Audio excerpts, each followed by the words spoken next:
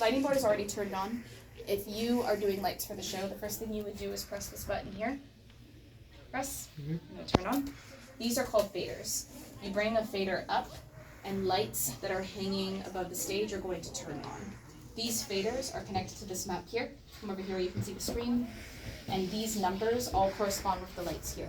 And they should match the lights on the stage. So for example, 10, see how number 10 here is center? I bring 10 up, it's more center stage. I bring 6 up, it's more stage right.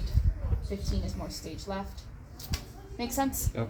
Great. So I'm going to create a lighting cue. So I'm going to bring those down. I want to create a cue with lights in the back. So I have channels 1 through 40 and 41 through 80. And so I'm going to bring these up here, here, here, and here. Now I'm going to go back to here, and I'm going to bring the house lights down a little bit.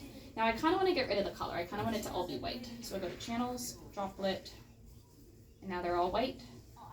But I think maybe I want to have a little bit of red in the middle. In order for the light to be the color to change, it needs to not just be lit, but also have the green outline around it. So I'm going to deselect the ones stage right and stage left because I just want to have these middle ones red. Then I'm going to go to controls, droplet.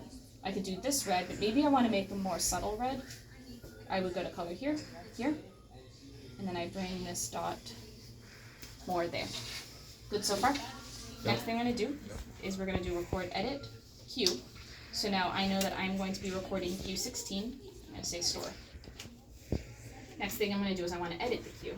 So you go to cue list, and I'm going to I'm at 16, press this space here.